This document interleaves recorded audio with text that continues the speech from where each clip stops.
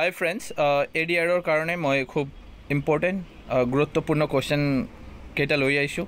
এইটো political সায়েন্সখিনি cover কৰিম আমি। পলিটিকেল সায়েন্সৰ কোৱেশ্চনখিনি হ'ব কনষ্টিটিউশ্যনৰ বিষয়ে আমাক জানিব লাগে, কাৰণ এই গোটেইকেইটা এইটো চাব পাৰে আপোনালোকে। এই কোৱেশ্চন যিমান কোৱেশ্চনবিলাক আছে MCQ, এইটো এক্সামৰ অহা question. SSC exam 2002, SSC exam 2012, তাৰপিছত এইটোও চাব পাৰে 2011ত অহা কোৱেশ্চন।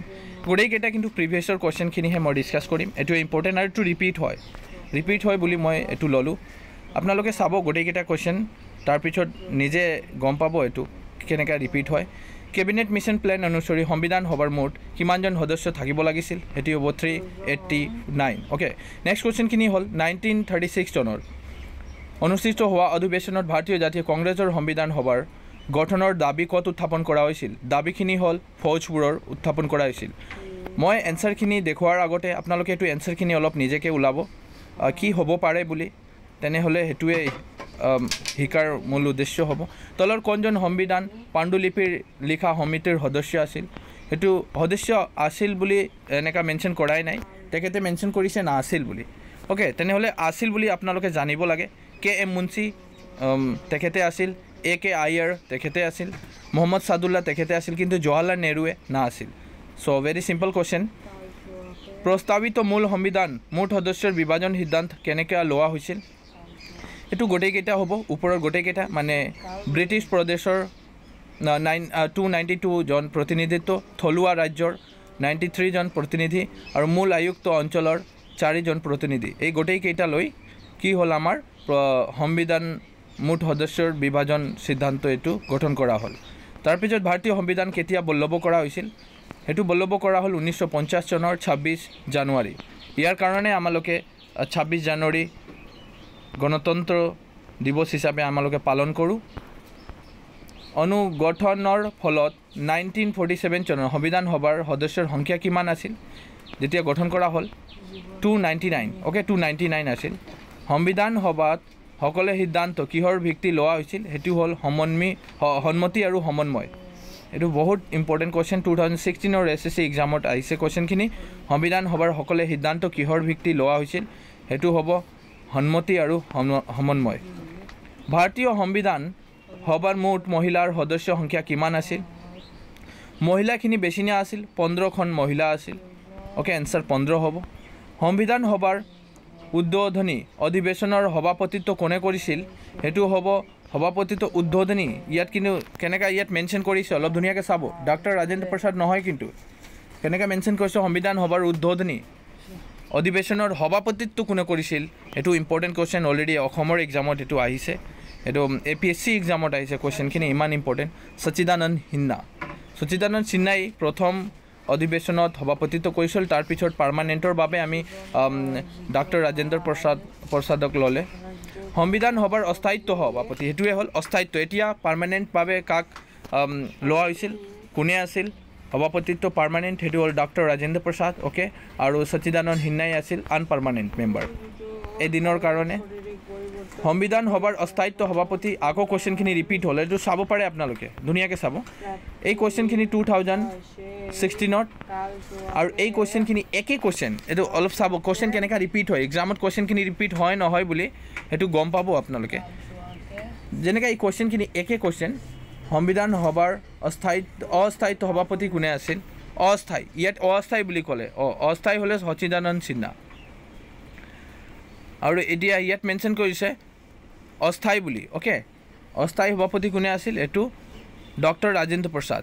তেনেহ'লে মই ক'ব পাৰোঁ যে কুৱেশ্যনখিনি ৰিপিট হয়, একে কুৱেশ্যন, অস্থায়ী আৰু অস্থায়ী একে। তো দুটাই জানিব লাগে, অস্থায়ী কোনে আছিল, অস্থায়ী কোনে আছিল। নেক্সট কুৱেশ্যন 1946 চনত 11 ডিচেম্বৰ কোনে সংবিধান সভাৰ অস্থায়িত্ব সভাপতি নিৰ্বাচন হৈছিল? আকৌ চাব এইটো আকৌ তেনেকৈ একে কুৱেশ্যন দিলে। অস্থায়িত্ব সভাপতি কোনে আছিল? 2009ত কুৱেশ্যনখিনি আহিছে। ওপৰৰখিনি চাব 2019ত কুৱেশ্যনখিনি আহিছে। কুৱেশ্যন ৰিপিট হ'ল, কিন্তু ইয়াৰটো বেলেগ বেলেগ ইয়াৰত একে কুৱেশ্যন ৰিপিট কৰিলে তেখেতে, তেনেহ'লে এনচাৰখিনি এইটোৱে হ'ব, একেই হ'ব। এনচাৰ আৰু কিয় চেঞ্জ হ'ব? ডক্টৰ ৰাজেন্দ্ৰ প্ৰসাদ এইটোৱে হ'ব। অৱশেষত সংবিধান সভাৰ দ্বাৰা গৃহীত হোৱা সংবিধানত কিমান অনুচ্ছেদ আৰু অনুসূচী আছিল? সেইটো হ'ব 395টা প্ৰবন্ধ মানে অনুচ্ছেদ আৰু অনুসূচীৰ সংখ্যা হ'ব 8টা এটো ইম্পৰ্টেন্ট এটো জানিবই লাগে সংবিধান সভাৰ বৰ্তমান কিমানজন সদস্য সংবিধানৰ স্বাক্ষৰ কৰিছিল এটো হ'ব এনসাৰ কিনি দিয়াই নাই এটো 14 নম্বৰ এনসাৰ হ'ব ইয়াৰ এনসাৰ কিনি হ'ব 284 ওকে 284 ভেৰি ইম্পৰ্টেন্ট কোশ্চেন সমগ্ৰ ভাৰতীয় সংবিধান খচৰা প্ৰস্তুত কৰিবলৈ সংবিধান সভাৰ কিমান সময় লাগিছিল 2 বছৰ 11 মাহ আৰু 18 দিন তেনেহলে আমি ক'ব পাৰো যে ম্যাক্সিমাম 3 ইয়াৰ্স আমালোকৰ সংবিধানটো প্ৰস্তুত কৰাৰ সময়টো লাগিলে সো মেইনলি এনসাৰ খিনি জানিব লাগে মেইনলি এনসাৰ হ'ব 2 বছৰ 11 মাহ আৰু 18 দিন ওকে ভাৰতীয় সংবিধান সভাৰ প্ৰথম দিনৰ অধিবেশন সভাপতিত্ব কোনে কৰিছিল একে কোশ্চেন মানে অস্থায়ী তাক ইয়াত মেনশন কৰা নাই কিন্তু ইয়াত মেনশন কৰিছে প্ৰথম দিনৰ ইয়াৰ এটো কোশ্চেন খিনি চাব ৰেলৱে এনটিপিসি আৰআৰবি এনটিপিসি 2016 ৰ এই কোশ্চেন খিনি আহিছে এক্সামত সো ভাৰতীয় সংবিধান সভাৰ প্ৰথম দিনৰ অধিবেশনত সভাপতিত্ব কৰিছিল ডক্টৰ সচিদানন্দ সিনহাই হে ভাৰতৰ সংবিধানৰ সৃষ্টিকৰ্তা কাক বুলি জনা যায় হেতু হল বি.আৰ. আম্বেদকাৰ यानी father of constitution BR. Ambedkar okay 18 number question পূৰ্ণ গঠিত সংবিধান সভাৰ গোটেই কেটা কিন্তু কোশ্চেন এক্সামত আহিছে আকৌ মই বাৰবাৰ কৈ আছো কাৰণ এটোৱে ইম্পৰ্টেন্ট এটো আপোনালোকে স্ক্ৰিনশ্বট ল'ব পাৰে লিখিব পাৰে বা এটো পঢ়িখিনি এটো মুখস্থ কৰি লওক এটোৱে আহিব এক্সামৰ ইয়াৰ পৰাই আহিব পূৰ্ণ গঠিত সংবিধান সভাৰ বিভিন্ন আৰু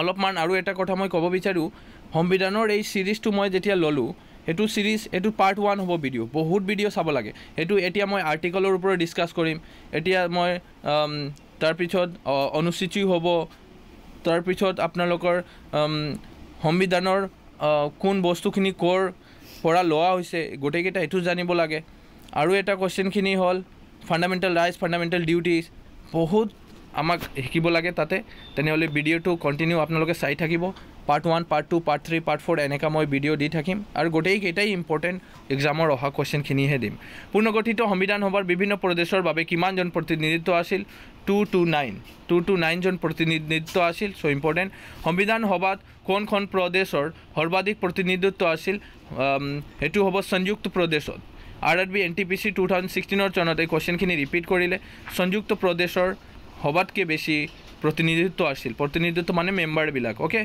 যেনেকা এমএলএ এমসি মেম্বাৰ বিলাক আছে তেনেকা কোনখন ৰাজকীয় ৰাজ্যৰ প্ৰতিনিধি সংবিধান সভাৰ অংশগ্ৰহণ কৰাই নাছিল এটো হল হায়দৰাবাদৰ ৰাজ্যৰ প্ৰতিনিধিয়ে সংবিধান সভাত কোনো অংশগ্ৰহণ কৰা নাছিল সো ইমানে আজি 20টা কোশ্চেন মই এতিয়া এই ভিডিও ডিসকাস কৰিলো আৰু আজিহে আপোনালোকে আৰু দুটা তিনিটা ভিডিও পাব সো ইম্পৰ্টেন্ট এতিয়া মই জিওগ্ৰাফিও স্টাৰ্ট কৰিম তাৰ পিছত ম্যাথছ আৰু ৰিজনিং গোটেই কেটা ইয়াত পাব আপোনালোকে বা কোনো অসুবিধা হলে আমাক কমেন্ট কৰি জনালে হল আৰু এটো আপোনালোকে লিখি লব ইয়াৰ পৰাই ৰিপিট হ'ব মই প্ৰমাণ অনুযায়ী আপোনালোকক দেখুৱাই আছো যে কোশ্চেন বিলাক এনেকৈ এটো চাব বিহাৰ পুলিচ সাৰ্ভিস কমিশন এই কোশ্চেন খিনি আহিছে তাতে এই ষ্টেটৰ কোশ্চেন আহিছে এপিএসসিৰ কোশ্চেন খিনি লৈ আহিম কাৰণ আমাৰ গ্ৰেড 3 গ্ৰেড 4 জিকে আপোনালোকে চাব জিকে আমি ক'ব নোৱাৰো কি জিকে হৰু জিকে দিব বা সিম্পল জিকে দিব এটো ক'ব নোৱাৰো ইমান ক্যান্ডিডেটে এপ্লাই কৰি আছে আপোনালোকে চাব তাৰ কাৰণে তেখেতে জিকে অলপ টাপ মানে এনেকা দিব আৰু মডাৰেট লেভেল দিব পাৰে এনেকা হাৰ্ড লেভেলও দিব পাৰে সো ভিডিওটো ভাল লাগিলে লাইক কৰক আৰু এটা কমেন্ট কৰিলে হল কেনেকা লাগিল বা আপোনালোকৰ কি অসুবিধা হৈ আছে সো বাই টেক কেয়াৰ